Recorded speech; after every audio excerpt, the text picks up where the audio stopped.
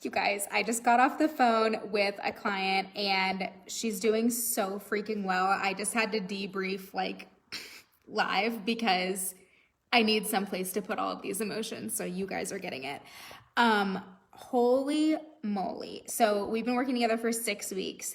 She came in needing help with binge eating. She was binging like every night. And week after week after week, she comes to our sessions being like, I didn't binge this week. I didn't binge this week. I didn't binge this week. She's having no more nightly binges. And it's been effortless for her. It's been easy. Like we haven't had to create, that's what's surprising her the most is she's like, I didn't even realize until I got on the phone with you or Zoomed with you that like my world just isn't revolving around food anymore. And a lot of it is because binge eating is a response to dieting. Binge eating is a response to just being undernourished. Binge eating is a response to not getting your needs met in real time. So if you're restricting your food, if you are fasting, if you are counting, if you're tracking, you are setting yourself up for binge eating. So we moved her away from those behaviors to where she is consistently well nourished. And so naturally she's not binge eating. She doesn't have to think about it or exert this effort of like, don't binge tonight. Naturally, she's just not binging because her body is well nourished. Binge eating is the body's response to not getting enough. It's not like willpower or self-control. It's like your body's trying to compensate from not getting enough. And so now she doesn't even have to think about it. It's just like she finds herself not binging because her body's not in this starvation mode chronically.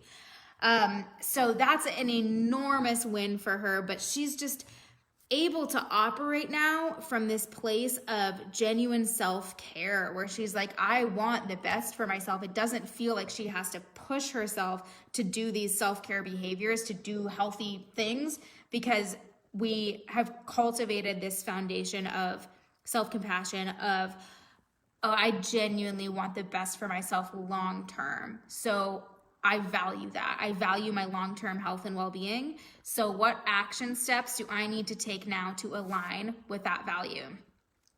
She was able to go to a family function over the weekend, and she was like, in the past, I would have been obsessed with the food there. I would have been thinking about it the whole time. I would have left physically stuffed.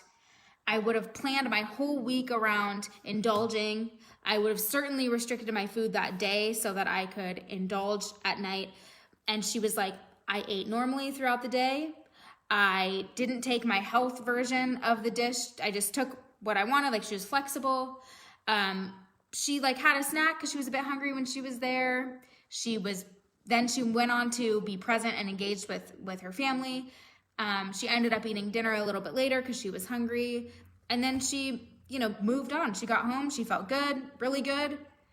And she was just reflecting on how different that was, that she was like, I literally didn't even like think about the food. And in the past, like that's all I would have thought about. And her week, her day leading up to it wasn't all like controlled around planning what she was going to eat or what she was going to avoid at the party. So she has this whole new level of freedom, and she has this access to this like really rich and full quality of life now that does not just revolve around food. It's so inspiring. I'm honored to be able to witness this in my clients, and it's so freaking inspiring for me to be able to watch them make these massive changes that are gonna last. I'm so passionate about this work because I see my clients carry these behaviors with them long term, and we're making shifts that stick. And so, there's a lot of things that have contributed to this particular client's success. One of them being we're moving away from this all or nothing thinking, this like pass fail thinking, so that if there are weeks that don't go as planned, or she doesn't get the movement in that she wanted to, or maybe she doesn't have the nourishing meal that she wanted to have, it's not like, well, you blew it, like we shame spiral, and it's like, gotta get back on track now. It's like, we need to get curious about maybe what didn't go as planned, figure out why so that we can learn from that. That's the only way we're going to progress and be able to not, so that won't happen again, right? We won't make the same mistakes or what. I mean, I don't even know if you'd call them mistakes, but we won't continue to be tripped up if we can get curious and non-judgmental rather than just our go-to being like shame. Like, you didn't do it, you didn't stick to the diet, you didn't do the exercise. And that, not only does that feel like crap, it feels disempowering, but it also doesn't help us learn and make long-lasting behavior change. So many crucial mindset shifts that we're making here. I'm thrilled for her, and I'm grateful to this community that you guys let me get on here and share these things with you. If you are ready for one-on-one support, now is the perfect time as we gear up for the holidays, you guys. If you're struggling with Halloween candy now, if you're struggling with food now, it's not going to get any easier. It's only going to get worse as the holidays roll around. And if you are already feeling tortured by all of the yummy foods, then now is the time to reach out and to get support. You don't have to live like this.